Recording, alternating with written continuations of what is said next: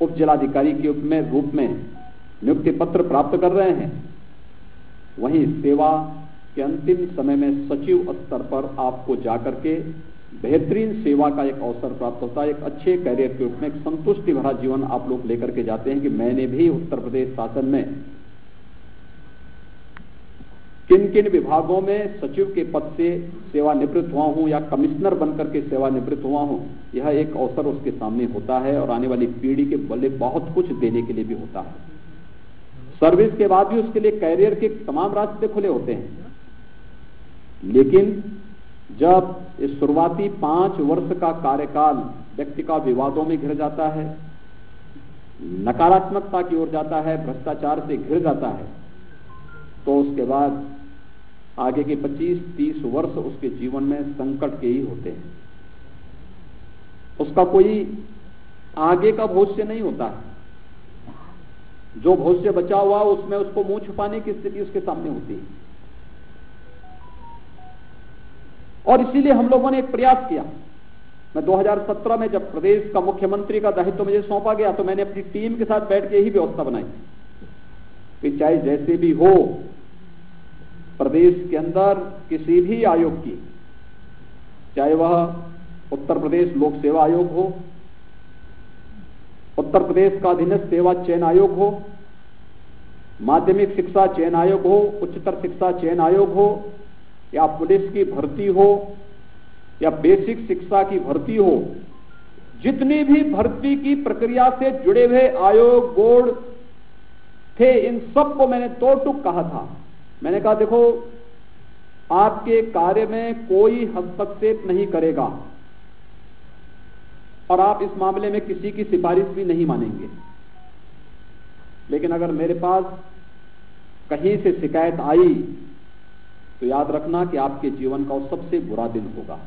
मैं इसको स्वीकार नहीं कर पाऊंगा और चयन की प्रक्रिया पूरी पारदर्शिता के साथ, हर एक व्यक्ति को ये लगे कि हां, ईमानदारी और पारदर्शिता केवल बोलने के शब्द नहीं बल्कि ये हकीकत में भी दिख सकता है और ये हकीकत में दिखना चाहिए। और आज मैं कह सकता हूं कि जब हम 4 वर्ष का कार्यकाल पूरा करने जा रहे हैं, तब हमने प्रदेश की विभिन्न सेवाओं में 4 लाख से अधिक सरकारी नौकरियां उत्तर प्रदेश के नौजवानों को दी हैं और पूरी ईमानदारी के साथ दी हैं, पूरी पारदर्शिता के साथ दी हैं। और अगर सरकार, लोकतांत्रिक पद्धति से चुनी हुई सरकार इस प्रतिबद्धता के साथ कार्य कर रही है, तो यही अपेक्षा आप सबसे भी रखती है कि इसी ईमानदारी और इसी प्रतिबद्धता के साथ आप सब भी कार्य करेंगे। इसी ईमानदारी के साथ जिस फील्ड में कार्य करना है, वहां हमारा कोई अपना नहीं, कोई पराया नहीं। आप एक एसडीएम के रूप में उस तहसील के अंदर जितनी भी 1.5 लाख 2 लाख की आबादी है, 3 लाख की आबादी है, उस पूरी आबादी को अपनी फैमिली मेंबर मान करके हमें कार्य करना है। कोई अपना नहीं, न व्यक्ति, न परिवार, न जाति, न मत, न मजहब, न क्षेत्र, न भाषा। हमारे लिए सब हमें उन्हें न्याय देना है, उनकी पीड़ा के साथ अपने आप को जोड़ना है। प्राणी नामाति नाशनम का ये जो काम ही है दुख तप्ता नाम, प्राणी नामार्थी नाशनम का जो बोध है, जो भाव है, उसके पीछे का भाव यही है। हर व्यक्ति को आपके पास आने में, एक पीड़ित व्यक्ति को, मैं इस बात को देखता हूं। मैं कल गोरखपुर गया था, रात्रि में मैं गोरखपुर में था।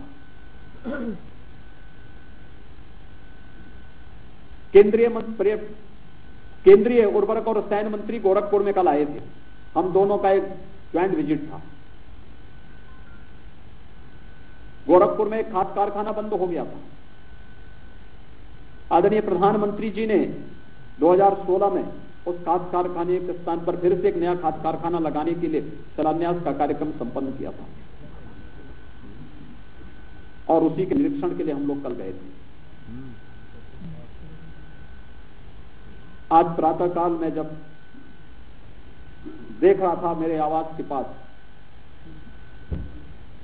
सैकड़ों की संख्या में फरियादी थे। मुझे 2 घंटे लगे उन लोगों से मिलने में। लेकिन फिर भी मैं हर एक फरियादी से मिला। और समस्या क्या थी? 90% समस्या राजस्व से जुड़ी हुई थी, किसी और से नहीं, राजस्व से जुड़ी हुई समस्या थी। अगर हमारे सभी एसडीएम, सभी तहसीलदार, राजस्व के प्रत्येक कर्मी उन गरीबों की पीड़ा को सुनकर के समयबद्ध ढंग से निस्तारण कर दे, तो क्या वह व्यक्ति मेरे पास आता? नहीं आता। क्योंकि हो सकता है उस स्टेज पर उसकी सुनवाई न हुई हो। हाँ, उसमें बहुत सारे लोग होंगे कि जो नहीं गए होंगे तहसील में। हो सकता है बहुत सारे लोग ऐसे रहे होंगे जिनको मेरे पास आना आसान लगा होगा और सीधे मेरे पास चले आए। लेकिन बहुतायत ऐसे भी लोग रहे होंगे जो लोग लेखपाल के पास गए होंगे, कानूनगो के पास गए होंगे, नायब तहसीलदार के पास गए होंगे, तहसीलदार के पास गए होंगे, एसडीएम के पास गए होंगे, एडीएम के पास गए होंगे, जिलाधिकारी के पास गए होंगे। लेकिन किसी भी स्टेज पे जब उसको न्याय नहीं मिला तो उसको निराश और हताश होकर के अंततः उसको वह दिन देखना पड़ा कि मैं कब मुख्यमंत्री गोरखपुर आएंगे और मैं उनसे मिल पाऊंगा। और केवल गोरखपुर के नहीं थे, देवरिया से भी थे, कुशीनगर से भी थे, महाराजगंज से भी थे, सिद्धार्थनगर से भी थे, बस्ती से भी थे, संत कबीर नगर से भी थे और प्रदेश के अन्य जनपदों से भी थे। पब्लिक के लिए,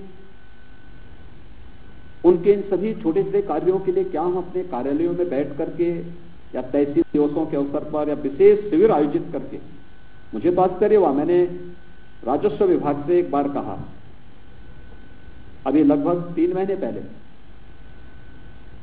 मैंने कहा विरासत का एक विशेष अभियान चलना चाहिए।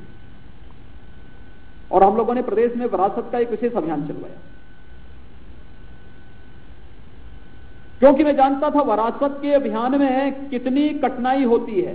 मैं स्वयं इस बात को जानता हूं। मेरे गुरुजी दिवंगत हुए थे 2014 में, और 2014 में दिवंगत होने के बाद 2016 में मैंने ये देखने का प्रयास किया कि भाई हुआ ये कि उनके दिवंगत होने के बाद मैंने कहा कि अब कौन ये सब चक्कर में पड़ता है। मैंने कहा जितने भी उनसे जुड़ी हुई प्रॉपर्टी होगी, जितनी भी अन्य चीजें होंगी, सबका ट्रस्ट बना करके और ट्रस्ट उसको संचालित करें। तो मैं यही देखने के लिए कि विरासत की कार्रवाई के लिए आवेदन किया गया था, तो उसमें क्या हुआ। आप मान सकते हैं मैं एक सांसद रहा हूं,